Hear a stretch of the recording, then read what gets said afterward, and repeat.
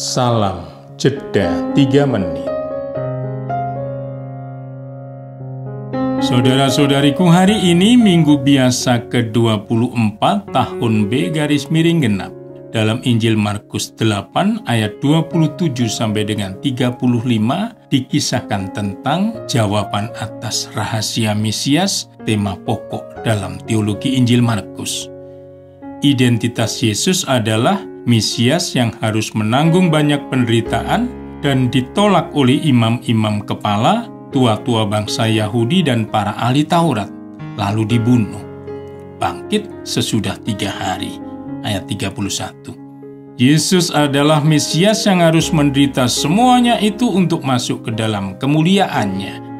Lukas 24 ayat 26. Namun, Petrus hanya mampu mengenal Yesus sebagai Mesias nasionalis yang akan mengembalikan bangsa Israel yang sedang terjajah pada masa itu pada kejayaan kerajaan Daud leluhurnya. Mesias adalah tokoh revolusioner.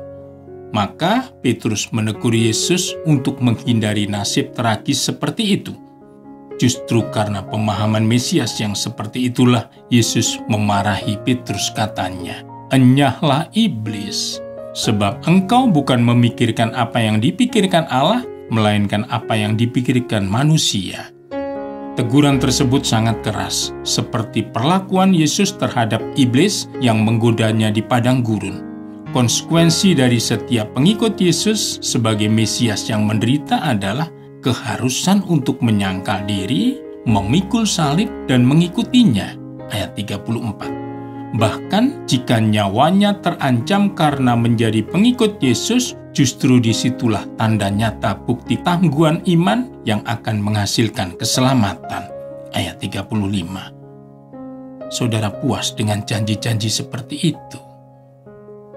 Setiap pengikut Kristus harus membuktikannya sendiri bahwa salib benar-benar merupakan pintu masuk kemuliaan.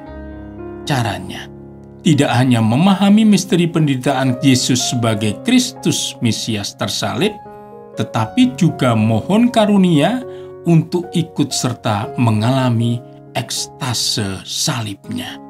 Jangan takut, sebab setiap orang yang dibaptis baru bisa menyelami secara intens identitasnya sebagai pengikut Kristus jika benar-benar masuk ke dalam pengalaman salib.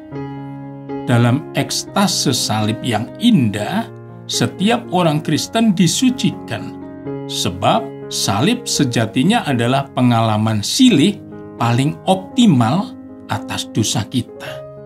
Dalam pengalaman salib, silih dosa itu menyakitkan tetapi serentak amat menakjubkan. Dalam salib, kita menemukan apa yang oleh Yesus disebut pintu sempit menuju kehidupan. Matius 7 ayat 14. Tidak ada tahap kesempurnaan hidup Kristiani tanpa masuk ke dalam ekstase salib suci nan mulia. Salib itu sungguh indah jika tidak dipikul dengan rasa terpuruk dan frustrasi. Berkat Tuhan dan salam Jeda 3 menit.